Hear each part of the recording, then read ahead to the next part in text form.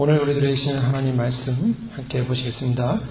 신약성경 요한계시록 1장 4장 1절에서 5절까지의 말씀입니다. 요한계시록 4장 말씀입니다. 1절에서 5절까지의 말씀 우리 함께 찾으셔서 함께 교독하시도록 하겠습니다. 요한계시록 4장 1절에서 5절까지의 말씀입니다. 1절 말씀 먼저 봉독하겠습니다. 이일 후에 내가 보니 하늘에 열린 문이 있는데 내가 들은 바 처음에 내게 말하던 나팔소리 같은 그 음성이 가로되 이리로 올라오라. 이후에 마땅히 될 일을 내가 네게 보이리라 하시더라.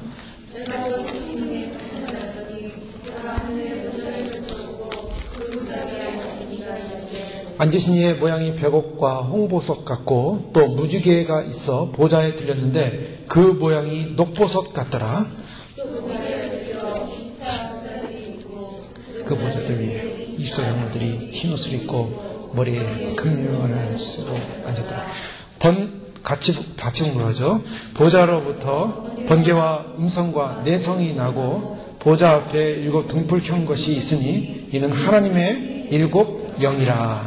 아멘. 네. 하늘 위의 보좌라는 제목으로 여기 4장 말씀을 함께 1절에서 5절까지 말씀 함께 나누기 원합니다. 저희가 아침에 배달되는 신문들 보면 가장 중요한 뉴스들이 보면 대부분 정치 관련 뉴스가 많은 것을 보게 됩니다.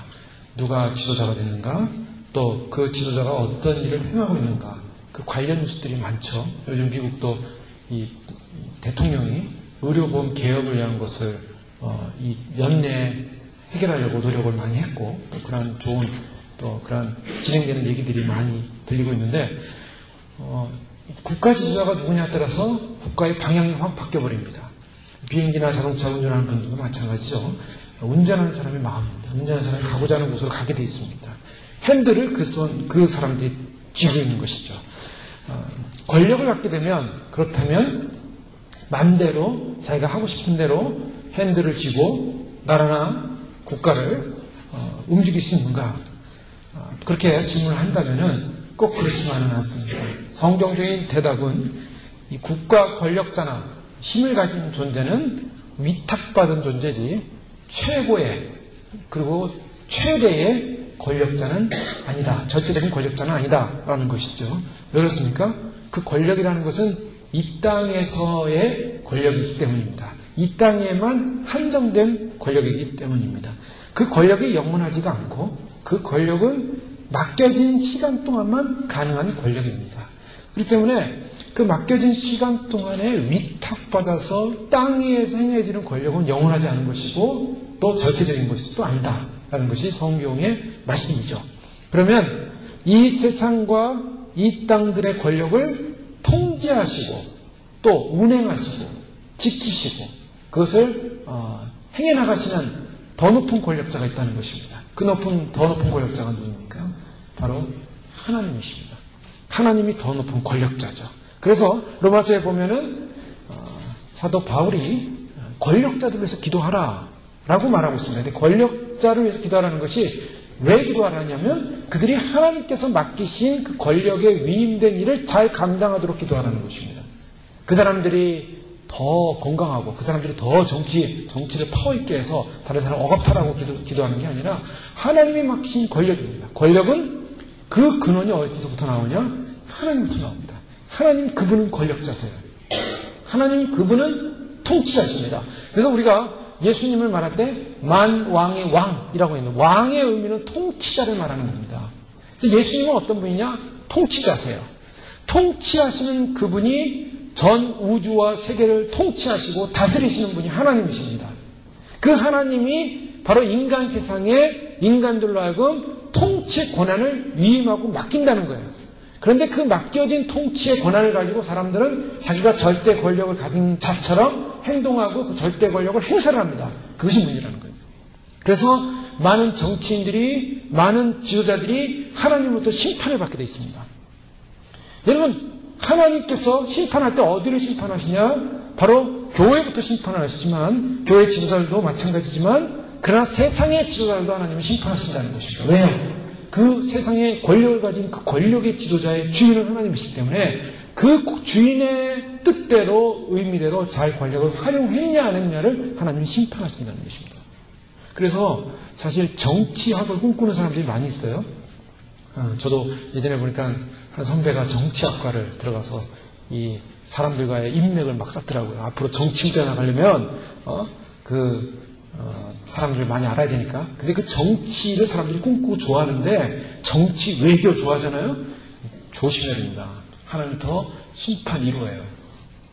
왜? 하나님의 뜻대로 그것을 감당하지 못하면 이 세계를 하나님께서 맡기신 나라를 그리고 하나님께서 맡기신 이 우주 지구를 하나님 뜻대로 통치하지 못하면 반드시 심판을 받게 되기 때문입니다. 지도자는 함부로 되는 거예요. 사람들이 태어나면 뭐가 되고 싶냐? 대통령이 되고 싶어요. 대통령, 그게 하나님께서 맡기신 위임된 굉장히 중요한 직분입니다. 자, 그런 인식을 가지고 이 땅에 권력을 갖고 있는 사람들이 몇 명이나 되겠습니까? 다 자기의 권력이에요. 로마 시대 당시도 마찬가지였습니다. 로마 시대의 로마의 황제들, 그들은 왕들이었어요. 그런데 그들은 자신들이 절대 권력을 가진 자라고 착각을 하고 있는 거예요. 그래서 스스로가 왕이 신이 돼서 자기의 신전을 만들고 그 자기에게 경배하도록 만들었습니다. 자기가 왕이 신이라고 생각한 거예요. 그러나 그것은 단지 맡겨진 임무였는데 그래서 그 왕들이 심판을 받게 되는 것입니다. 우리나라 일제시대도 마찬가지죠. 일본 사람들이 천황 숭배라는 것을 식민지에게 강요를 시켰습니다. 그래서 일본의 천황이 신이다. 그래서 신사참배라는 것을 하게 했죠. 그래서 많은 껴있는 교회들이 그것을 거부를 했습니다. 거부한 사람들은 감옥에 갇혔고 고문당했고 그리고 심지어는 감옥에서 죽어야만 했습니다. 순교하셔야만 했습니다. 그래서 그러한 고난과 박해가 오자 한국 교회는 그 박해가 너무 고통스러웠어요. 그래서 모여서 회의를 하기를 장로교 총회에서 신사참배는 우상숭배가 아니다.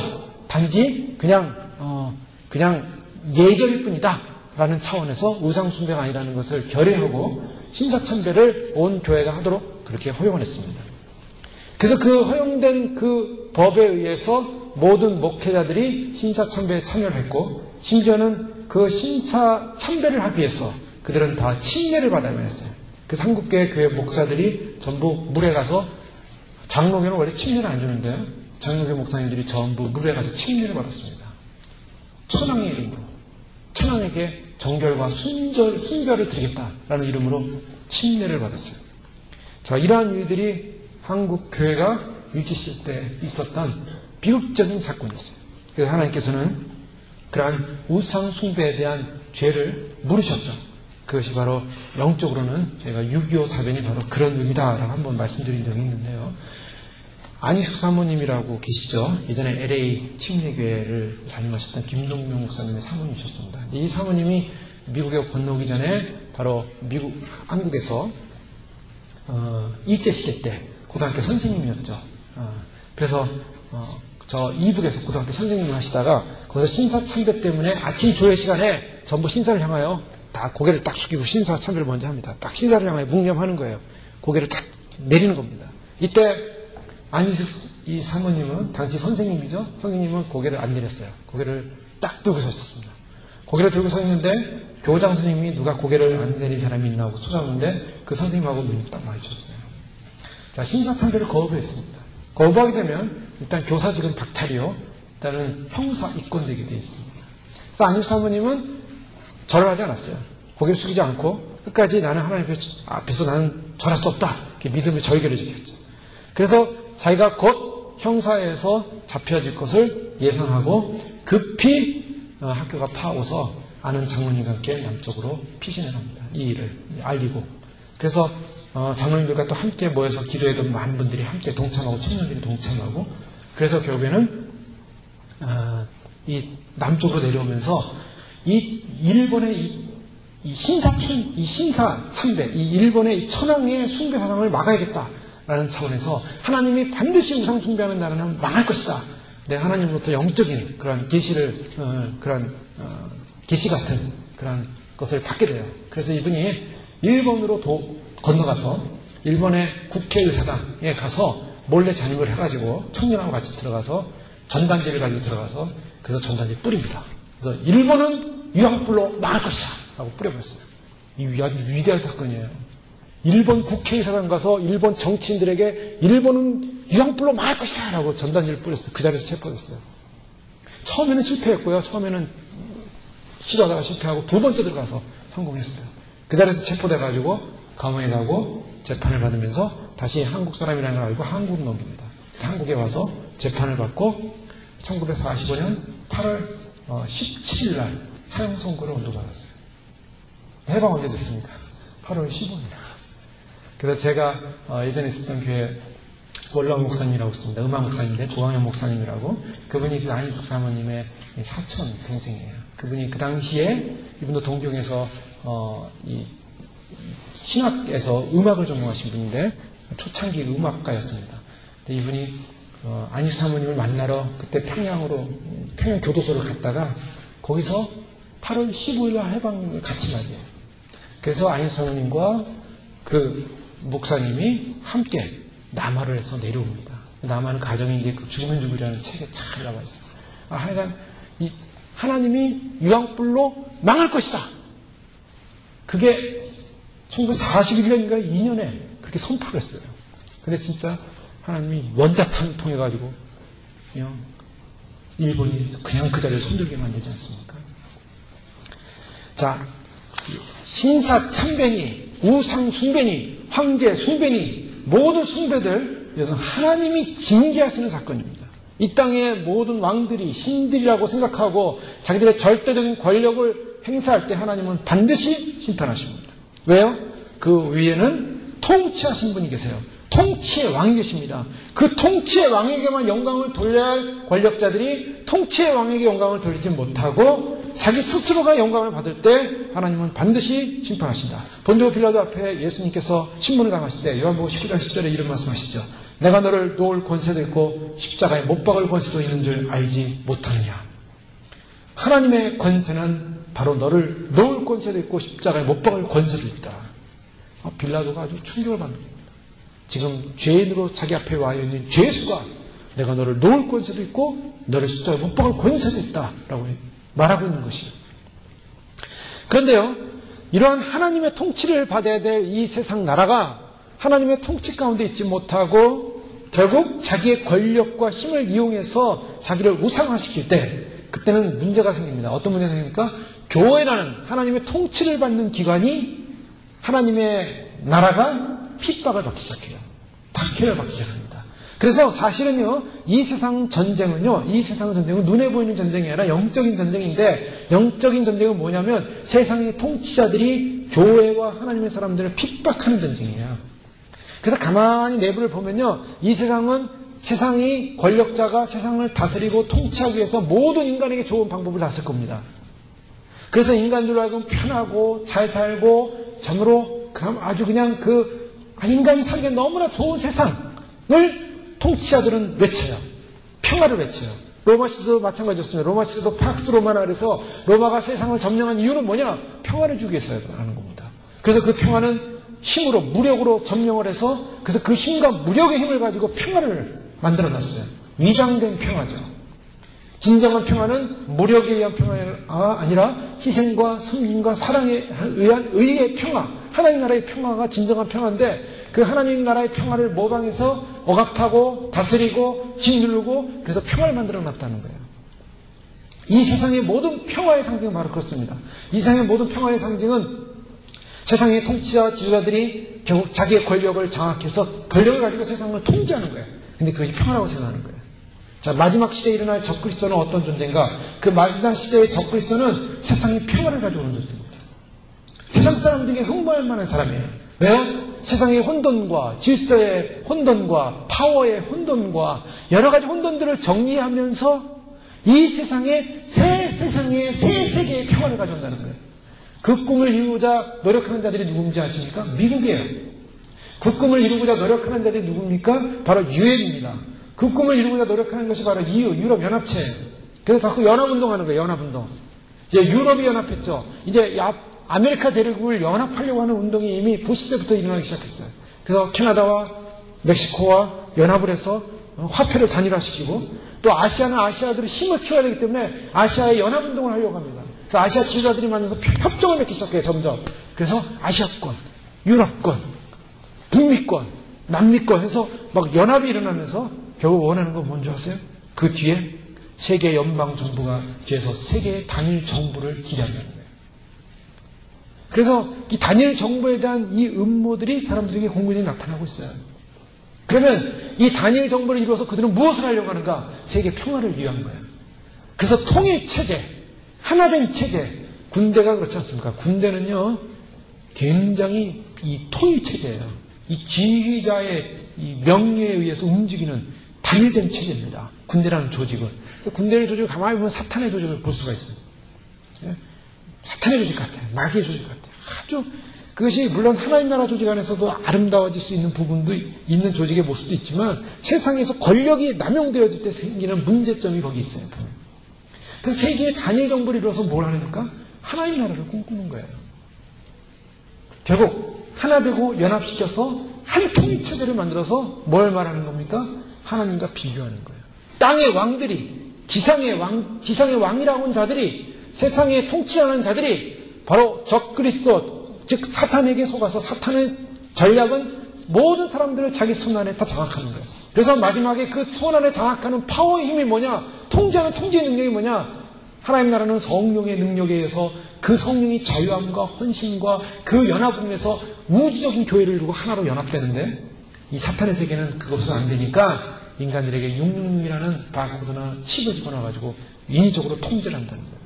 그 인위적인 통제, 그것이 RFID라는 소위 칩입니다. 이것이 내년 1월 다음 주죠. 다음 주부터 한국에서는 지난주 신문에 보니까 모든 물건들에게 RFID 방식을 다 도입해야 된다라고 법제하고 있습니다. 그래서 수출하고 수입하는 모든 물건들에게 RFID 칩을 넣어가지고요. 그게 넣으면은 손실이 없어지는 거예요. 좋은 겁니다. 인간적으로 보면. 왜요? 물건들이 어디로 빠져나가는지 다 알게 되는 거예요. 물건들이 예를 들면 100이라는 물건을 넣는데 누가 20을 뺐어요. 근데 그걸 모를 수 있잖아요. 물건이 어디로 갔는지도 모를 수 있어요. 그런데 RFID라는 걸 넣으면은 이게 어디로 갔는지 다 추적이 되는 거예요. 어디에서 누구에게로 팔렸는지까지 다 추적이 돼요. 요즘 한국에서 보면은 우편물 배달할 때 보면 우편물 배달이 지금 어디까지 왔습니다. 그래서 어디로 갔습니다. 누가 받았습니다. 그냥 수시로 이렇게 문자 메시지를 뜬다 그러죠. 여기서도 인터넷으로 다 조회가 됩니다. 어디까지 왔다 다 조회가 돼요. 그게 RFID 방식이에요. 소위 말해서. 그래서 컴퓨터가 모든 걸 다 이제 감시하고 통제하는 것이 물건만이 아니라 나중에는 물건이 이게 되면은 그 다음에는 사람을 통제하기 시작하는 것입니다. 자, 그런 세상의 권력자들은 바로 온 땅의 사람들을 통제하기 원하는 거예요. 그래서 온 땅의 사람들을 장악하기 원하는 거예요. 그게 무슨 이름으로? 평화라는 이름으로. 내가 평화를 준다. 이것이 진정한 평화다. 여기는 테러범도 잡을 수 있고 나쁜 사람도 잡을 수 있고 그리고 병든 사람들, 힘든 사람들 어디 가서 산에 가서 지금 구조를 기다리고 있는 그런 눈에 파묻힌 사람들도 빨리 가서 구제할 수 있는 것이다. 때문에 온몸에다가 이것을 다 장착을 해야 된다. 이것이 진정한 우리 개인의 평화와 인류의 평화와 건강과 행복한 삶을 추구하는 방법이다라고 사람들이 얘기할 때 그렇구나. 그거 좋은 거구나. 그래서 평화라는 이름으로 사람들에게 좋은 이익이라는 이름으로 다가옵니다. 그런데요, 속지 말아요. 자, 극단적인 일 하나 들까요? 어느 집에 아들은 열심히 교회를 다닙니다.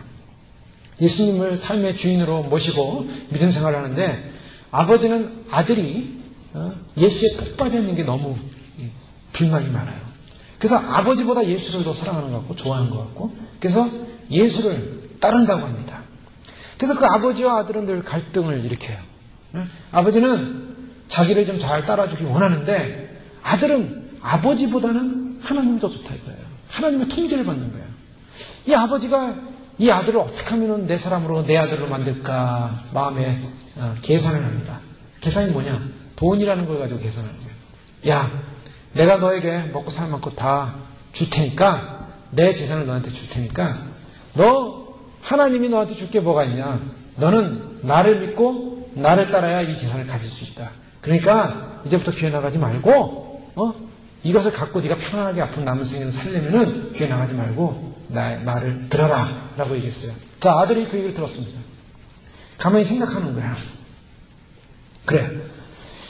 이 아버지의 말에 의하면은 내가 교회를 안 다니고 아버지가 살아있는 동안만 교회를 안 다녀주고 예수를 안 믿는 척 해주면서 교회도 안 다니면서 아버지 마음을 기쁘게 해주면 그 재산과 돈은 다 내 것이 될 것이고 그 다음에 아버지를 돌아가시면 내가 그 다음에 교회를 나가면 되지 않을까. 그렇게 생각할 수 있다는 거예요. 자, 그렇게 해서 그래, 그것이 좋을 것 같아. 그래서 하나님 믿는 거를 잠시 보류하자. 마음속으로 믿으면 되는 거지? 라고 했을 때 어떻게 했습니까? 그게 뭐 중요한 문제겠습니까? 실제로 어떻게 보면 마음속으로 믿으면 되는 거지. 교회 좀 안 나가주면 되고 그리고 적당히 아버지 마음 기쁘게 해서 아버지 하나의 관계도 화평스럽고 평화가 일어나고 싸움도 안 일어나고 늘 즐겁고 아버지 기쁘게 해드리고 효도하고 돈 받고 하나님 잠깐 익숙하게 해주시죠. 이게 적그리스도의 전략이라는 거예요. 적그리스도의 영은 이렇게 들어옵니다. 아주 교묘하게 들어오죠. 아닌 것처럼 들어와요. 가론 유다가 예수님을 팔 때 어떻게 했을까요? 마귀가 생각을 싹 집어넣었어요. 예수 팔 생각을 싹 집어넣는데 거기에 뭘 집어넣었어요? 돈이라는 생각을 딱 집어넣은 거예요. 돈 줄게. 팔아라. 바로 그거예요. 그럼 유다는 어떤 생각했을까요? 내가 은상십전 받고 예수님 팔고 예수님 부인 안 하면 되지. 예수님 잘 믿으면 되지. 아마 그 심정이었을까요? 그래서 예수님 30전, 돈 30전에 예수님을 팔아넘기는 거. 뭐 이게 어려운 게 아니죠. 예수님 잠깐 팔아넘기는데. 예수님 알 게 뭐예요? 살짝 팔아넘기고 자기는 모른 척하고 돈만 챙기면 되죠. 그는 도적이라. 원래 도적이었거든요. 돈만 잘 챙겨 먹으면 되는 그런 사람이었어요. 그러니까 그때 사단이 바로 유다에게 바로 그런 제안을 한 거예요. 야, 너 그거 돈 갖고 살짝 예수님 자꾸 돌아가신다 그러는데 어차피 네가 하든 안 하든 예수님 어차피 돌아가실 건데 너는 돈 갖고 챙겨야 될 거 아니야. 그 챙기는 게 좀 있어야지. 여태까지 3년 동안 추천해서 억울하지 않냐? 예수님 타는 순간 아담과 하와가 왜 넘어졌을까요? 아담과 하와는요 뭐 굉장한 죄를 진 것 같지 않아요. 어떻게 보면요. 잘 보십시오. 아담과 하와가 하나님이 아담을 하나님 형상대로 만들어가지고 우리 인간의 얼굴은 누구의 형상입니까? 하나님의 형상이라 했어요. 그래서 우리가 천국 가면요. 예수님이 어떤 분이에요? 예수님이 바로 우리가 예수님을 보면 하나님을 본 자다. 하나님의 형상이 예수님이에요. 예수님이 그분이 인간으로 오셨는데 그것이 바로 하나님의 형상이었어요. 그래서 하나님이 인간을 그렇게 만들어놓으신 거예요. 이렇게 만들어 놓으신 거예요. 그 천국에 가면은 우리가 천국의 하나님 보호자에 보면은 네 짐승이 나옵니다. 이제 요한계시록 보면 그 네 그룹이 나오는데 그 그룹이 천사 같은 그룹이에요. 하나님의 보호자를 지키고 있는 그룹이에요. 독수리와 같은 모습을 하는 그룹이고 그 다음에 사자의 모습이고 하나는 송아지 모습이고 하나는 사람 모습이에요. 근데 사람 모습하는 그런 그룹이 있어요. 실제로. 근데 날개는 6개예요. 날개 6개냐? 그 3개의 쌍을 갖고 있어요. 이 날개가 3개예요. 그 그룹은. 그래서 3개의 날개가 창하여 가로되 전능하신 이여 하나님이시여 하나님의 영광이 세대토록 무궁할지어다 하고 계속 창하면 노래하고 있어요. 하나님의 형상대로 아담을 참 만들어가지고 에덴 동산에 놓고서 다른 건 다 먹어도 되는데 선악과는 먹지 말라. 하나님이 그렇게 고난을 줬어요. 그러면서 하신 말씀이 여기 있는 모든 땅을 다스리고 정복하고 땅에 있는 모든 것, 기는 것, 나르는 것, 새, 그 다음에 물에 있는 것, 하늘에 있는 것, 공중에 있는 것 다 너희 것이다. 너희 것이다. 그러니 다 정복하고 다스리고 그리고 창대하라 라고 말씀하셨어요. 하나님이 아담을 뭘로 만드신 줄 아세요? 왕으로 만드신 거예요. 이 지상이 왕으로 만드셨어요. 그런데 그 왕이 뭐랬습니까? 그 왕의 능력을 가지고 사단이 뭐라고 들어왔냐면 하와에게 아담은 아마 믿음이 더 좋았는지 모르겠어요. 하와가 조금 믿음이 없었는지 하여간 하와가 이 여성이라 그러는지 참 아름답고 예쁘고 그런 그 선악과를 보니까 참 다른 과실도 많이 있지만 그 선악과도 좀 예뻐 보였다 이거예요. 관심을 갖고 이렇게 찾아보니까 거기서 뱀에게 쏙 들어가가지고 사단이 뱀이 그냥 꽃뱀 같아요. 그래서 혀를 날리면서 야 이거 먹으면 어떻게 되는지 아냐. 하나님 뭐라 그러시냐. 그랬더니 이거 먹으면 죽을까 한다. 근데 하나님은 반드시 죽으리라 그랬거든요. 죽을까 한다. 혀를 날리면서 말하고 있습니다. 반드시 죽지 않는다 그랬어요. 결코 죽지 않는다 그랬어요. 죽을까 한다니까 결코 죽지 않아. 너 먹어봐. 너 그거 먹게 되면 하나님처럼 눈이 밝아져. 그래서 하나님처럼 눈이 밝아져가지고 하나님이 갖는 지혜와 지식에 통달하기 때문에 너도 하나님처럼 될 수 있다. 하나님이 그런 지혜와 지식에 통달할까봐 너가 눈이 밝아질까봐 그거 못 먹게 하는 거야 라고 얘기를 했어요. 그랬더니 이 이브의 마음이, 하와의 마음이 움직였어요. 아, 내가 이걸 먹으면 눈이 밝아지겠구나. 그래서 그걸 따먹고 그 다음에 아담 불러서 아담이 왔을 때 내가 먹었는데 먹으라 그래가지고 아담도 넘어가가지고서 먹지 않습니까? 근데 거기서 중요한 게 뭐예요?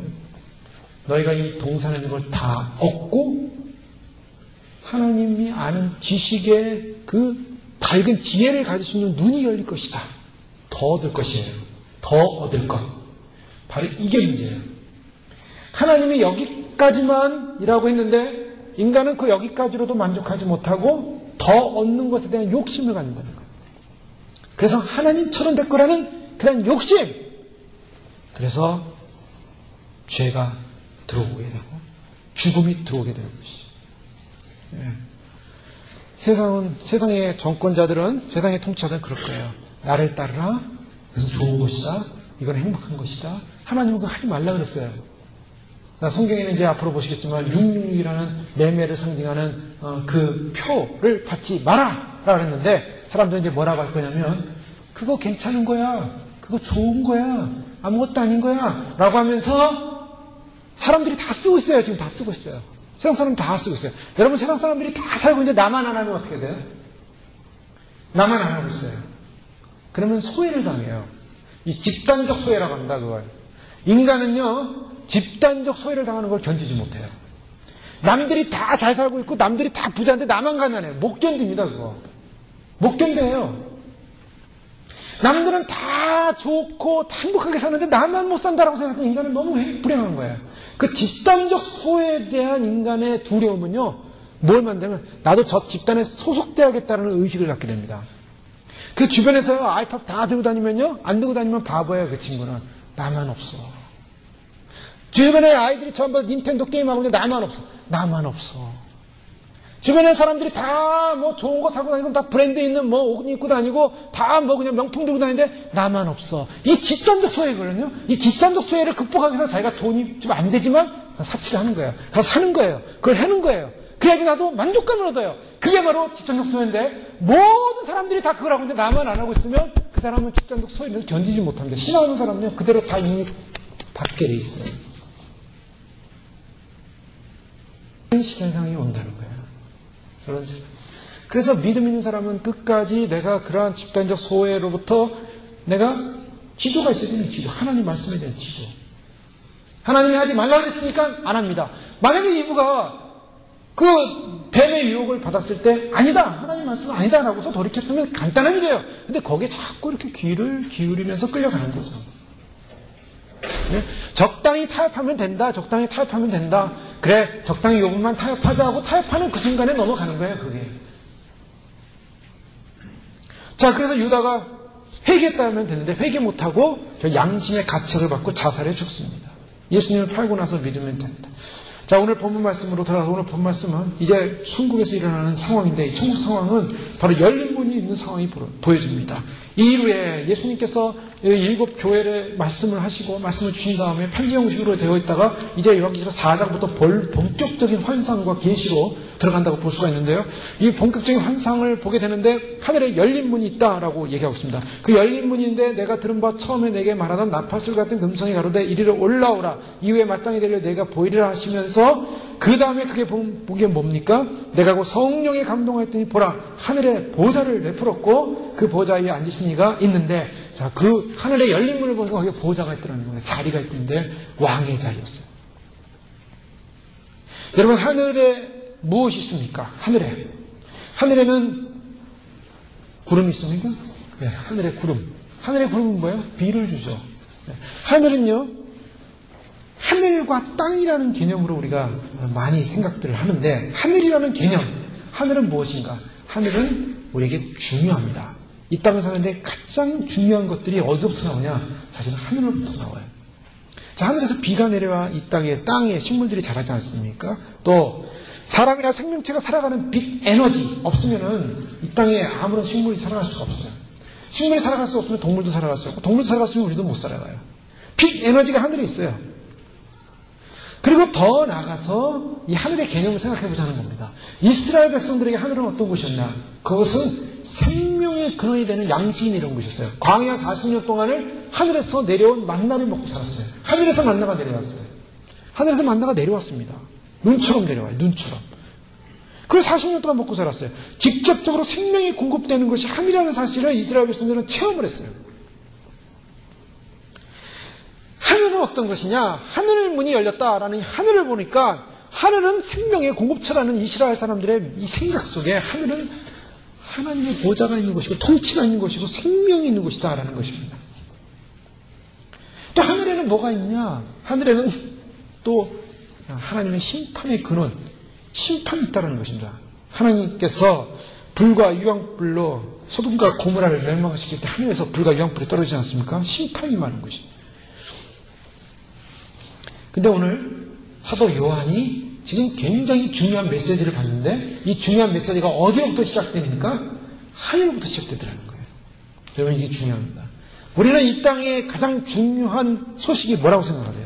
여러분 우리가 소식을 전하면 어떤 소식이 제일 중요한 소식이에요? 땅에서 오는 소식이 가장 중요합니까? 아니요. 하나님께로부터 오는 소식이 가장 중요한 소식입니다. 이 세상의 소식은 진정한 생명을 살릴 수 있는 소식이 될 수가 없습니다. 그러나 하나님으로부터 오는 소식, 하늘로부터 오는 소식이 진정한 소식이에요. 근데 사람들은요, 이 하나님께로부터 오는, 하늘로부터 내려오는 소식에 대해서 관심이 이 땅에 별로 없다는 거예요. 문제가 있습니다. 여러분 어떻습니까? 이 땅을 살아가면서 어디 소식에 관심이 많습니까? 뉴스에 관심, 세상의 소식, 세상의 소리. 이 세상의 소리는요, 아무리 들어봤자 생명을 살리지 못해요. 네? 여러분 아무리 시간 맞춰서 뉴스 들어봤자 그게 내 생명을 살리지 못해요. 내 생명을 살리고 나에게 영생을 주고 나에게 생명을 살리는 가장 중요한 메시지는 하늘로부터 내려온다는 거예요. 그 하늘에 관심을 가져야 돼요. 하늘의 메시지에 우리 귀를 기울여야 돼요. 여기서 하늘에 열린 문이 열렸다. 문이 열렸다라는 것은 굉장히 중요한 상징을 주고 있습니다. 자, 하늘의 문. 여러분 이것이 상징이라고 생각하십니까? 하늘에는 문이 있습니다. 반드시 문이 있어요. 쉽게 얘기하죠. 새 예루살렘 성을 보면 문이 있습니까? 없습니까? 문이 있어요. 천국은요, 환상이 아니에요. 천국은 실제하고 있어요. 그러면 이 지상의 땅과 하늘은 어떤 관계인가? 이것은 실제의 관계예요. 자, 땅에 있는 사람들이 천국에 가려면 어디 들어가야 됩니까? 어떻게 갑니까?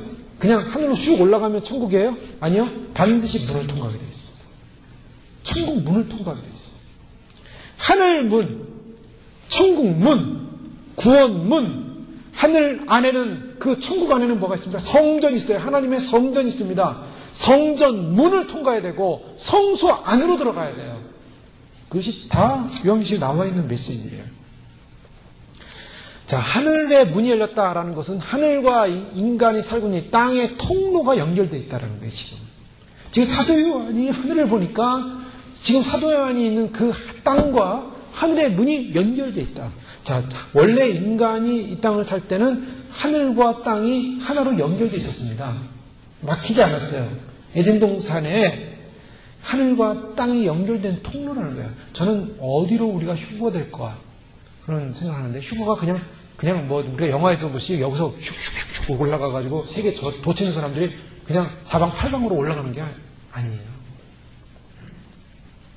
우리가 성경에 보면은 주 앞에 모임에 관해서 얘기하고 있어요. 주 앞에 모임. 이 휴거에 관한 얘기를 하시면서 사도 바울이 주 앞에 모일 것에 관한 얘기를 하는데 모이는 거예요.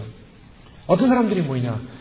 이 땅에서 휴거 백성 말고 먼저 주 안에서 돌아가신 영이 먼저 천국에 가 있는, 낙원에 가 있는 분들이 육체가 부활합니다. 예수님이 부활하신 것처럼 부활해요. 예수님은 부활의 특별도 있어요. 그래서 예수님이 부활하셨는데 그 육체가 부활한 사람이 지금 없어요.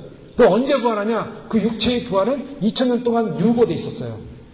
다 주안에 돌아가신 분은 영만 떠나갑니다. 육체는 어디로 갑니까? 전부 화장하든지 다 땅으로 갔어요. 육체는 화장 아니면 땅으로 이 지상에 묻혔어요. 영은 천국 갔어요. 근데 그 천국에서 대기하고 있는 사람들이 예수님 오시는 그날에 어떤 사건이냐면 예수님의 첫 열매로 부활하신 것처럼 죽어있는 사람들이 먼저 부활을 하게 돼 있습니다. 육체가 부활하는 거예요. 그 육체의 부활은 예수님의 부활과 똑같아요. 육체가 실제로 부활합니다. 어떤 모습으로 부활할까요? 예수님은 33세에 돌아가시고 부활하셨어요. 젊은 영으로, 젊은 육체로 부활해요. 나이가 60이 되고 70이 되고 80에 돌아가신 분들도 그 80세로 부활하는 게 아니라 33살 젊은 영의 모습으로 부활할 거라는 거예요. 젊은 육체의 모습으로. 그러나 신령한 몸이에요. 신령한 몸. 육체는 육체인데 느끼는데 신령한 몸이에요. 그 몸으로 부활해서 그 사람들이 모여있다가 그 다음에 누가 바뀌어야 돼요? 그 다음에 살아있는 너희도 변화돼요. 우리가 변화돼야 돼요. 우리 육체를 가지고 혈과 육으로는 하나님 나라 들어갈 수가 없습니다. 육체로는 하나님 나라 들어갈 수 있는 아무도 없어요. 그러면 이 혈과 육체가 하나님 나라 들어가면 이게 변화돼야 된다. 근데 이 변화가 어떻게 일어나냐? 성령에서 이루어지는 거예요. 그래서 놀라운 역사가 일어날 거예요. 휴거의 때는 놀라운 역사가 일어날 거예요. 그래서 마지막 나팔의 변화가 되는데 그냥 변화가 되면 안 됩니다. 성경을 자세히 보십시오. 마지막 나팔의 변화하리니. 마지막 나팔의 변화. 그럼 뭐예요? 그 앞에 나팔 소리가 있다는 거예요. 마지막 나팔에 우리가 변화되는데 우리가 변화되기 전에 반드시 먼저 돌아가신 분들의 육체가 부활하기 위해서 나팔 소리가 울려 퍼지고 있다는 거예요. 그래서 그분들이 변화돼서 어디에 모일 것 같아요? 자, 전 세계에 돌아가신 분들이 많겠죠? 자, 그분들이 다 부활했어요. 어디로 모일 것 같아요? 그분들이 부활해서 그 자리에 돌아가신 그 자리에서 묻힌 그 자리에서 무덤 위에 다 서 있을까요? 아니요. 모여야 돼요. 자, 왜 모여야 됩니까? 주님을 맞이하기 위해서. 그리고 우리도 변화돼서 강권한 힘에 의해서 변화될 텐데 그 변화되는 사건은 세상 사람들이 볼 때 눈 깜짝깜짝하게 사라지는 사건이에요. 사라졌어요. 눈 깜짝하게 사라지는 사건이지만 우리는 영계에서 우리 몸이 변화되는 거예요. 변화된 상태에서 그냥 못 올라갑니다. 절대 못 올라가요. 뭐를 입어야 된다 그랬어요? 세마포를 입어요. 예복을 입어야 돼요. 그래서 벌거벗은다는 못 올라가요. 누더기 옷 입고도 못 올라가요. 그래서 주님께서 바로 의로 말미암아 거룩하게 된 백성들이 하나님으로부터 입혀지는 너희가 덧입기를 예수 그리스도로 말미암아 새 옷을 덧입기를 사모하는 데 그 옷을 입어야 됩니다. 옷이 뭐냐? 하나님이 주시는 예복 세마포를 입어야 돼요. 그 예복과 세마포를 입고 우리가 함께 올라가는데 저는 그래서 휴거가 일어날 때 어디서 휴거 장소가 일어날 것인가? 저는 그게 느껴지는 게 에덴 동산 같아요. 왜요? 반드시 에덴 동산은 회복돼야 돼요. 에덴 동산은 아담과 하와가 쫓겨났어요. 그리고 불기둥, 화염검으로 꽉꽉 화염검으로 지키고 있어요 지금. 아무도 접근 금지.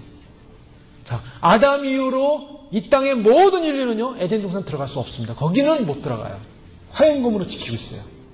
근데 그곳은 어떤 곳이었냐? 하나님이 거니는 곳이었습니다. 하나님이 거닐면서 아담과 대화를 했고 하와와 대화를 했고 하나님의 형상대로 아담을 만들어서 바로 그 에덴 동산에서 바로 그 아담과 하와를 거기서 창조하시고 하나님이 거기서 교통하던 곳이에요.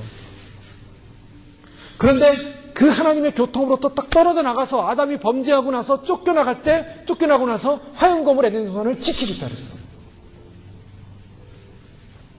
그러면 에덴 동산 언제 회복됩니까? 저는 그렇게 생각해요. 그래서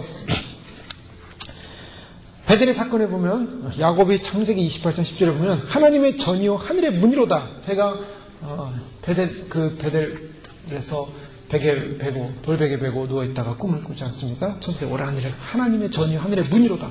하늘의 문 개념을 얘기합니다. 하늘과 땅이 연결되는 문, 하늘의 성전과 지상 성전의 일치가 이사야 6장에 나오고 있어요. 그래서 하늘의 문이 열리는 이 사건은 무엇을 말하냐? 종말론적인 인류 구원의 사건이 시작되었다라고 메시지가 말하고 있는 것입니다. 하늘문이 열렸다.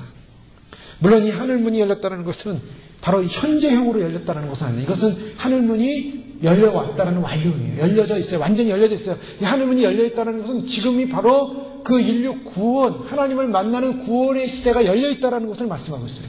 이 구원의 시대가 열려있기 때문에 지금 이 땅에 있는 사람들이 하늘의 문에 들어갈 수 있는 바로 이 구원의 통로가 연결되어 있다는 겁니다. 그런데 사도 요한이 그것을 보고 있어요. 열린 문을 보고 있는 거예요. 이것은 인간이 하나님 안으로 들어갈 수 있는 길입니다. 근데 이 열린 문이 뭔가? 성경에 보면 문에 관한 이야기를 예수님이 많이 하셨어요. 문, 나는 양의 문이라. 예수님이 문이라고 하셨어요. 그리고 또 예수님이 하신 유명한 말씀이죠. 나는 곧 길이요 진리요 생명이니 나로 말미암아 자꾸는 아버지께로 올 자가 없느니라. 이 문이 무슨 문인가? 이 문은 바로 예수 그리스도를 상징하고 있고 이 문의 주인은 예수 그리스도라는 것입니다. 그래서 우리가 그 문 안으로 들어갈 때는요 반드시 누구를 통과하게 됐어요? 예수님을 통과하게 돼요. 예수님을 만나야 돼요. 예수님의 이름으로. 더 자세한 얘기는 제가 다음에 드릴 기회가 있으면 하고요. 우리가 예수님의 문, 예수님이라는 그 예수 그리스도의 문을 통해서 바로 그 천국문 안으로 들어가게 되어 있는 것입니다. 근데 그 천국문 안에는 뭐가 있는가?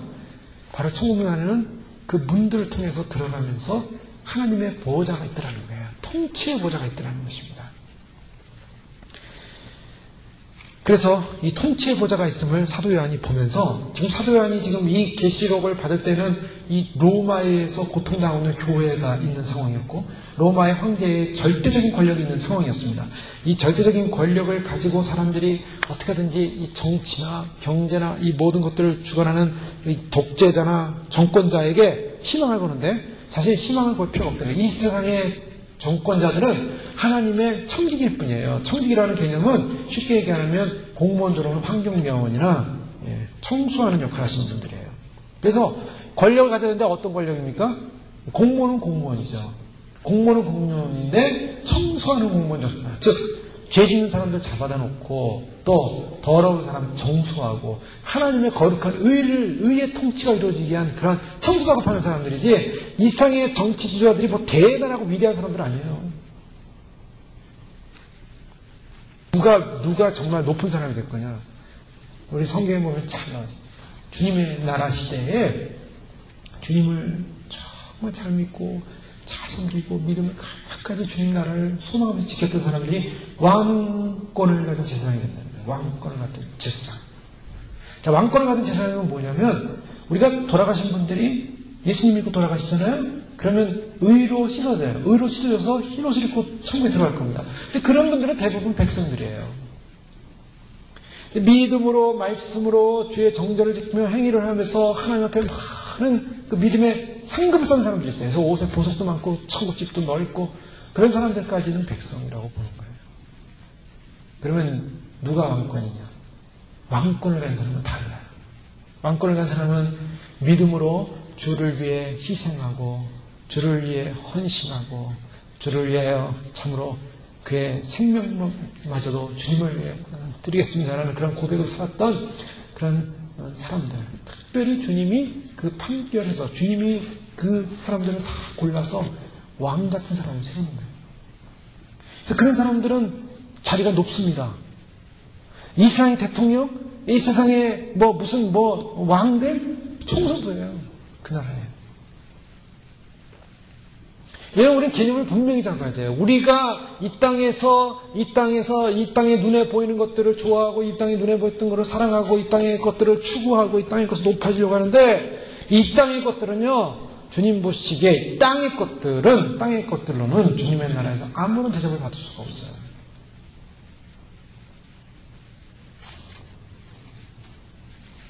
그래서 맡겨진 정권자들이 그 사명을 감당해야 되는데 잘 감당을 하지 못하고 있는 현실이 안타깝죠. 그런 진정한 통치의 왕이신 그분이 그 자리에 앉아 계신데 바로 이것을 무엇을 말하고 있느냐? 믿는 자들에게 위로와 소망을 준다는 거예요. 저 로마 황제 때문에 로마 황제에게 목숨을 걸지 마라. 희망도 걸지 마라. 기대도 하지 마라.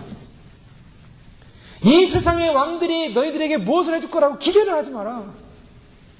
이 세상의 정권을 가진 자들이 무엇인가 행복을 줄 거라고 기대하지 말라는 거예요. 이 계시록이 주시는 말씀이 뭔가? 계시록이 주시는 말씀은 바로 하늘의 영광의 보호자에서 진정한 통치의 주인으로 통치하시는 하나님이 계시기에 그 하나님을 바라보고 그 통치의 세계 안으로 들어오라는 메시지입니다. 근데 그 보호자에 앉아 계신 분을 보니까 그 주변에 둘러 24보좌들이 있고 24보좌들은 24장로들이에요. 흰 옷을 입고 머리에 금면류관을 쓰고 있더라. 이게 굉장히 높은 사람들입니다. 24장로들은요. 24장로들과 함께 앉는 사람은 그게 흔하지 않는 분들이에요. 주님의 옆에서 함께 주님과 함께 여러 가지 계획을 변론하고 이야기하고 서로 어떤 운영해가는 운영팀이라고 볼 수가 있겠죠. 그런데 그 보좌를 보니까 그 보좌가 어떤 곳이냐? 칼라로 표현하고 있어요. 안전이의 모양이 뭐라고 그랬어요? 벽옥과 홍보석 같고, 벽옥이 아니고 홍보석 같고. 그러니까 같다라는 거예요, 같다라는 거. 뭐라고 말을 표현할 수가 없어요. 앉아 계신 분이 있는데 보석으로 표현하고 있어요. 또 무지개가 있어 보좌에 들어있는데 그 모양이 녹보석 같더라. 여러분, 보석. 세상에서 보석 좋아하시는 분들 있죠? 보석하면 그냥 막 가슴에 뛰는 분들. 반드시 천국 가셔야 돼요. 지옥엔 보석이 없어요. 정말 보석이 좋은 분들은요, 보석을 사랑하는 분들은 믿음생활 열심히 해서 정말 천국 가야 돼요. 천국 다 보석이 있거든요. 근데 이 땅에서 보석만 좋아하다가 지옥 가면 안 됩니다. 이 땅에서 보석 다 좋아했기 때문에 이제는 더 이상 못 누려요. 주님을 보니까 보석과 같아요. 근데 그 보석이 벽옥과 홍보석과 무지개가 들렸는데 녹보석 같더라. 그러니까 주님이 보석이라는 게 아니에요. 주님이, 하나님 그분은 어떻게 말을 표현할 수 없어요. 우리가 사람들 표현할 때, 아유, 저 사람은 속이 시커매. 그죠? 그 뭡니까? 색깔로 표현하는 거예요. 시커멓다, 음흉하다, 더럽다, 또 악하다. 이런 느낌이 드는 사람은 우리가 속이 시커멓다 그래요. 아유, 저 사람은 참 밝아. 저 사람은 참 깨끗해. 뭐예요? 거짓말 안 하고 정말 순결한 사람들 볼 때 그렇게 표현해요. 지금 사도 요한이 하나님을 보는데 하나님을 어떻게 표현할 방법이 없어요. 그러니까 자기가 알고 있는 지식으로 표현하기를 그냥 벽옥과 같다, 홍보석과 같다 이렇게 표현할 수밖에 없어요. 막 뭔가 영광스러운 빛이 거기서 나는데 뭘로 표현해요? 보석은 보석 하는데 그 빛이 아주 영롱하면서 밝으면서 홍조를 띠면서 녹보석을 띠면서 도저히 설명할 수 없는 하나님의 영광을 보고 있는 거예요, 지금. 지금 무엇을 말하냐? 하나님의 통치의 보호자의 성격을 말하고 있습니다. 자, 칼날을 지금 드러내고 있는 것은 인간들에게 언어를 주고 있는 거예요. 하나님은 언어를 주면서 뭐냐면 하나님의 성품을 보여주고 있어요. 벽옥 같다라는 것은 깨끗하고 투명하고 그런 야심이 아니라 정말 투명하고 깨끗한 하나님의 그런 모습을, 통치의 투명성을 말하고 있다고 볼 수가 있죠. 오늘날 많은 정권자들은 무슨 통치를 합니까? 밀실정치라는 거래요. 밀실정치. 그래서 누가 그러더라고요. 오늘날의 정치는 다 짜고 치는 뭐라고요? 짜고 치는 뭐래요? 다 자기들끼리 뒤에서 다 해놓은 다음에 다 여론몰이 해가지고 이렇게 만들어가는 거예요. 사람들이 뒤에서 밀실정치합니다. 666이라는 것도 마찬가지예요. 사탄이 뒤에서 밀실정치하는 거예요. 지금 이 적그리스도는요, 온 세계를 장악하기 위해서 지금 다 그 하나하나 주변머리를 만들어서 국가적으로 이렇게 경제적인 이유로 많이 하지만 결론은 뭐예요? 뒤에서 음모는 전 세계를 장악하는 거예요. 그게 이제 실체를 드러냅니다. 전 세계를 장악했다고 실체가 딱 드러날 때 자기가 성전에 앉아서 내가 하나님이니 나를 섬기라라고 이제 얘기하기 시작하는 거예요. 그리고 막 권능대하고 능력대하고 사람들에서 절하지 않는 자, 육류를 안 받는 자, 거기에 순종하지 않는 자, 단일 정부를 거부하는 자는 전부 다 목베어 죽인다. 이것이 요한계시록에 나온 사탄의 음모입니다. 그럼 하나님은 그런 분이 아니에요. 하나님은 알리세요. 깨끗하세요. 하나님은 분명히 말씀하세요. 또 홍보석 같다라는 것은 하나님의 통치의 보좌가 그냥 그 의와 그 정의가 그냥 너무 차가운 것이 아니라 사랑이 있는, 뜨거움이 있는, 그래서 그 홍보석의 모습으로 공법과 사랑이 연합된 통치를 하고 계시다는 걸 보여주고 있습니다. 또 주변에 무지개가 있다는데요. 이 말씀을 주목하셔야 돼요. 하나님의 보호자에는 뭐가 있습니까? 무지개가 있어요. 무지개가 비 온 다음에 햇빛 찌고서 무지개가 나오는 그 무지개, 노아의 홍수 이후로 하나님 지상에 주신 무지개. 근데 그 무지개의 오리지널은 천국에 있습니다. 천국에 하나님께서 무지개를 갖고 있어요. 무지개를 그때 노아 이후로 만드신 것이 아니라 하나님은 처음부터 무지개가 계신 분이에요. 이 무지개는 뭘 상징하고 있냐면 약속을 상징하고 있어요. 하나님은 언약하시고 약속을 이루시는 분이라는 그 하나님의 성품을 상징하고 있습니다. 그래서 천국에 갔다 온 분들이요, 하나님 주변은 전부 무지개예요. 무지개. 다 무지개가 있어요. 그 하나님은 언약을 상징해요. 우리는 보게 될 것입니다. 천국에 가서 주님을 만나게 될 때 주님의 그 영광스러운 자리 뒤에 쫙 펼쳐있는 어마어마한 무지개를 보게 될 거예요. 여러분, 이 천사들이 얼마나 큰지 아세요? 천사들이? 한 명의 천사가 얼마나 클 것 같아요? 천사가 우리만 할 것 같습니까? 인간만 할까요? 어떻게 생각하세요? 성경을 자세히 보면 성경이 너무나 신비롭고 재밌는 게 많아요. 요한계시록 한번 읽어보세요. 얼마나 신비로운 게 많은지. 천사들이 얼마나 할까요? 생각해 보셨습니까? 사람들 생각하기를 천사는 나만 하겠다. 나도 좀 더 크겠다 생각하죠. 안 그렇습니다. 천사가 얼마냐면 태양보다 큰 천사가 있어요. 태양보다 큰 천사. 영계에서는요, 우리가 이게 상상이 안 가는 부분이에요. 하나님 얼마나 크신 분인가. 여러분 개미 보시죠. 개미 조그맣잖아요. 개미 조그매요. 근데 개미보다 큰 동물이 있습니까? 없습니다. 더 큰 게 많아요. 인간도 그렇고 더 큰 게 많죠. 하나님의 세계는요, 우리 인간한테 개미만 한지도 모르겠어요. 너 지렁이 같은 야곱아. 하나님 눈에 보면 지렁이처럼 보일지도 몰라요. 조그만 존재예요. 미물이에요. 벌레만도 못한 존재일 수도 있어요. 근데 그런 존재를 하나님의 형상으로 만들어서 사랑하신다는 거예요. 근데 성경에 보면요, 해만한, 해 안에 있는 천사가 보여요. 그거 더 큰 천사도 있다는 거예요. 그래서 성경에 보면요, 하나님 예루살렘 성에 들어가는데 작은 자나 큰 자나 다 주 앞에 가서 그를 경배하더라. 작은 자나 큰 자가 나와요. 여러분 자세히 보십시오. 그 작은 자, 큰 자 무슨 말을 하는 것 같아요? 영을 말해요. 영이 큰 사람이 있고 작은 사람이 있는 거예요. 여러분 육체는요, 어느 정도 크면 제한돼서 더 이상 크지 않습니다. 어린아이는 작지만 어린아이는 쭉 자라서 어느 정도 크면 커요. 영은 달라요. 영은 점점점 커가는 거예요. 그래서 하나님의 그 길이, 넓이, 높이를 다 측량할 수 없다. 하나님은 크신 분이에요. 그 하나님의 어마어마한 위대하심. 그래서 이 우주가 하나님의 발등상이라 그러잖아요. 발등상. 우주가 얼마나 큽니까? 지금 천체만환경으로 아무리 우주를 발견하려고 해도요, 그 우주를 2천억 개, 지금 보일 수 있는 게 2천억 개인데요. 2천억 개에다가 1천억 개, 이쪽으로 2천억 개, 이쪽으로 1천억 개. 그걸 곱해야 된대요. 지금 우리가 인간이 우리 만원경으로 볼 수 있는 우주가 별이 몇 개냐. 이쪽에 2천억 개, 이쪽에 1천억 개. 그 더 곱하면 그 안에 있는 별이 나와요. 그게 볼 수 있는 별이에요. 그 외에 수없는 별들 못 보고 있어요. 어마어마합니다. 어마어마. 하나님이 근데 그 우주 자체를 발등상으로 놓고 계시대요. 하나님이, 우리가 볼 때 하나님은 우리 인간의 생각으로 제 머릿속으로 도대체 담을 수가 없는 무한한 지혜와 지식과 영광을 가지신 분이에요. 그런 하나님을 보면서 어떻게 말로 표현을 못하는 겁니다. 이 사도 요한이 녹보석과 같다. 녹보석과 같다는데 평화의 상징을 말하고 있어요. 자, 이 세상은 위장된 평화로 오고 있습니다. 그래서 사람들은요, 오늘날 평안하다, 안전하다, 평화로운 시대가 와야 된다, 안전한 시대가 와야 된다, 사람들은 얘기하지만 이것은 적그리스도의 전략이라는 거예요. 진정한 평화는 하나님으로부터 오고, 하나님과 인간의 관계가 회복되지 않고서는 평화는 없습니다. 다 거짓 평화예요.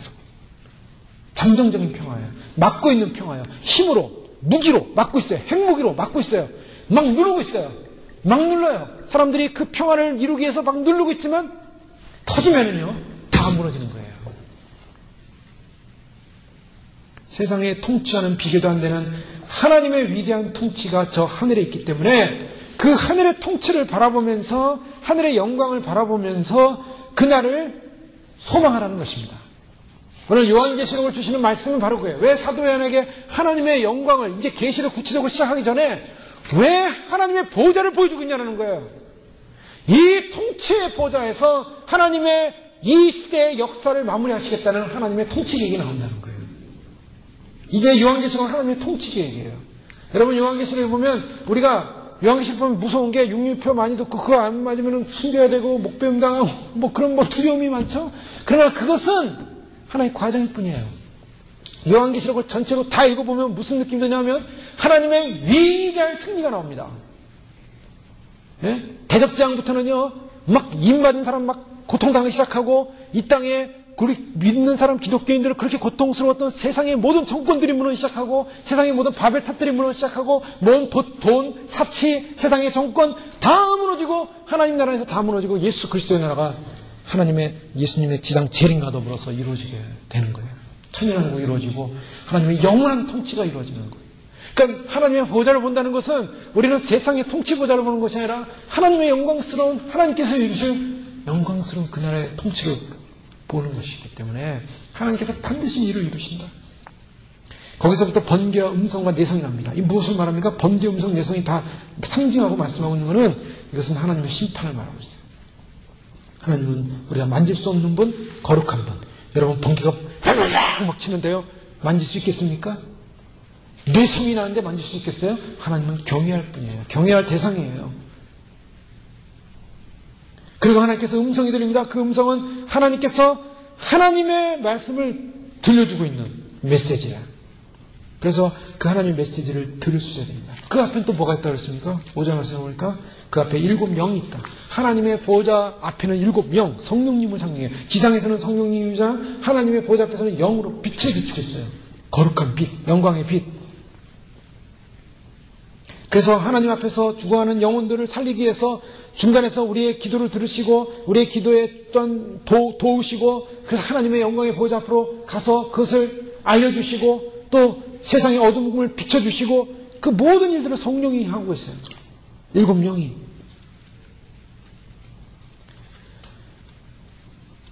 성도들이 참으로 이 시대 가운데 해야 될 일 있다면 무엇인가? 그것은 반드시 하나님의 영으로 말미암아 우리 스스로가 깨어져야 되고 깨어나야 되고 더 나아가서 우리가 준비되어야 한다는 것. 하나님의 영이 우리를 돕기 때문에 그 영이 우리에게 임함으로 하나님의 영광을 볼 수 있어야 됩니다. 그래서 7영으로 이 어두워진 시대를 밝히는 주님이 계시기 때문에 그 주님 안에서 우리가 성령의 은혜를 받고 우리가 깨어나야 돼요. 주님의 영광과 소망을 바라보면서 이제 주님이 오신다는 메시지는 이거는 뭐 오시냐 안 오시냐 뭐 따질 메시지는 아니에요. 분명히 주님 오십니다. 오시기 때문에 우리가 그 주님의 오심을 어떻게 맞이할 것인가 여기에 초점을 줘야 되고 그 주님이 오신다는 사실이 믿어져야 되고 믿어지는 사람은 반드시 준비해야 됩니다. 준비하는 사람, 믿어지는 사람이에요. 반드시 믿어지고 준비하는 사람만이 그날을 도적같이 맞이하지 않게 돼 있어요. 분명한 사실입니다. 성경의 약속이고요. 그러나 오늘 한국교회나 오늘 많은 사람들을 보게 되면 이제 새로운 한 해가 시작되는데 이 한 해를 보는 사람들은 많은 계획을 할 거예요. 많은 꿈들을 꿀 거예요. 그러다 보니까 그 많은 계획과 꿈들이 있으니까 자기 일이 바쁘니까 예수님이 오신다는 메시지가 내 마음에 체득되어지지가 않아요. 아는 거 다 알죠. 예수님의 메시지 다 알죠. 예수님 오신다는 거. 모르는 사람이 이 세상에 어디 있습니까? 다 알죠. 아, 예수님 오시죠. 예수님 오시면 맞이해야죠. 근데요, 그것이 믿어져서 준비하는 단계로 가기까지는요, 다릅니다. 믿어지는 것, 인정하고 아는 것과 그것이 믿어지는 것과 믿어서 준비되는 단계는 달라요. 주님은 무엇을 보시겠습니까? 그와 같은 믿음이 생기기 위해서는 바로 하나님의 영이 우리에게 임해야 돼요. 하나님의 영이 믿음으로 임해야 되고 그래서 우리가 회개해야 되고 우리 스스로가 정결해야 되고 우리가 준비해야 되고 세상에 취해서는 안 돼요. 세상에 취하는 그 순간에 우리는 하나님의 메시지가 들리지 않습니다.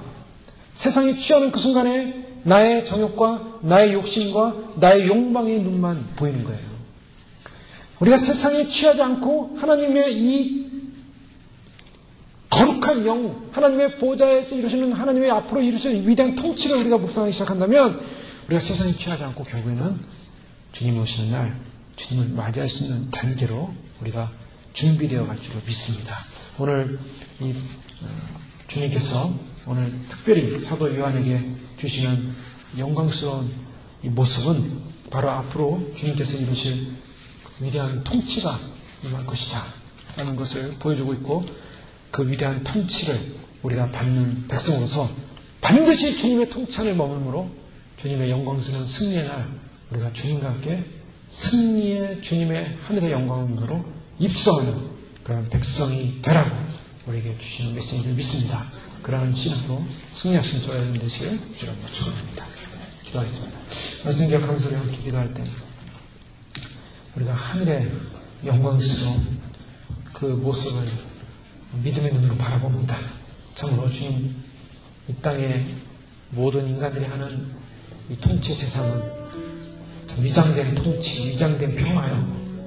참으로 주님 궁극적으로 인간은 자기의 욕망과 자기의 권력을 장악하기 위해서 속이고 사단의 소금에 녹아서 세상에 평화를 주는 것처럼 말하고 있지만 그러나 하나님을 버린 인생, 하나님을 버린 인간, 하나님을 버린 권력, 진정한 통치가 아니고 진정한 평화가 아니고 위장된 것입니다. 주님이여 주님이 오시는 그날, 영광스러운 그날, 주님이 오시는 이 메시지는 바로 우리를 통치하시고 영원히 다스리시는 바로 우리의 왕 중의 왕이 오시는 메시지입니다. 우리가 그 주님의 통치 안에 들어가서 영원히 주님과 함께 왕으로 타는 믿음의 반열에 올라가기를 원합니다. 주님 준비하게 하시고 예배하게 하시고 그날을 소망하게 하시고 함께 기도하겠습니다. 할렐루야. 아버지 하나님 감사합니다. 주님께서 오늘 저희를 불러주셔서 아버지 하나님 주님의 영광스러운 날을 보게 하시고 영광스러운 소망을 갖게 해주시고 믿음 안에 말씀 안에 진리 안에 세워주시는 저희들의 삶이 될 수 있도록 도와주셔서 하나님께서 우리를 다스리는 그 영광스러운 소망에 참으로 주님 우리가 뒤로 물러가지 않게 해주시고 아버지 하늘의 영광의 보좌로 말미암아 우리를 통치하시는 하나님의 영광의 시대를 보게 해주시고 반드시 아버지 하나님 주님 모실 때 아버지 하나님 우리가 주의 음성을 듣고 주님께 구별되어지고 예비되어져서 아버지 하나님 주님의 영광의 나라로 아버지 하나님 에덴 동산에 아담이 잃어버렸던 아버지 하나님 하나님과의 교제 하나님과의 만남 아버지 하나님 이 땅 가운데 다시 주님의 오심으로 말미암아 영원히 참으로 이루어지게 위한 하나님의 통치가 이루어지게 하여 하나님의 다스림이 이루어지게 하여 이 땅 가운데 위탁되었던 수많은 권력자들과 정치지도자들과 사람들이 아무리 권력과 정치를 한다 할지라도 아버지 하나님 그것이 결국에는 궁극적으로 우리에게 영생과 생명을 줄 수 없는 길이기에 아버지 하나님 우리의 영원히 생명을 주고 구원을 주시는 하나님의 나라 하나님의 통치 하나님의 다스림이 이 땅 가운데 임하기를 소원하오니 주여 주님께서 오시옵소서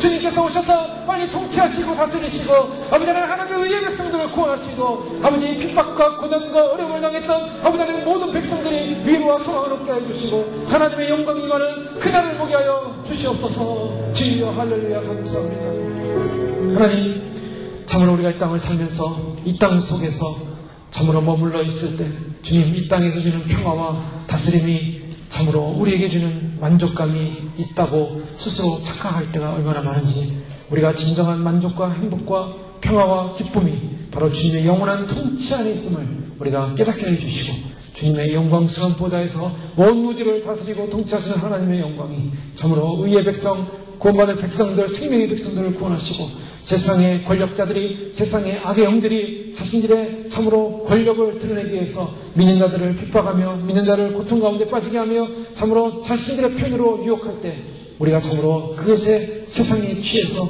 그것에 빠지는 것이 아니라 하늘나라의 하나님 나라의 영광스러운 보좌의 영광을 보게 하시고 주님의 통치를 우리가 인정하고 주님의 통치 안에 머물고 의의 통치의 백성으로 의의 통치에 함께 동참하는 하나님의 위대한 믿음의 사람들로 세워질 수 있도록 하나님 저희를 이 시대 가운데 축복하여 주시고 주님 오시는 그날 영광스러운 주의 영광의 통치가 이 땅에 임하는 그날 영적 전쟁에서 반드시 사단을 멸하시고 주님의 나라를 완성하시며 천년왕국과 사랑과 새 땅을 이루실 주의 영광스러운 통치를 기대하며 소망하며 그날이 이루어지기를 간구하며 주 앞에 영광 돌리는 저희들의 생활이 될 수 있도록 축복하여 주시옵소서. 예수님의 이름으로 감사하며 기도 올려옵나이다.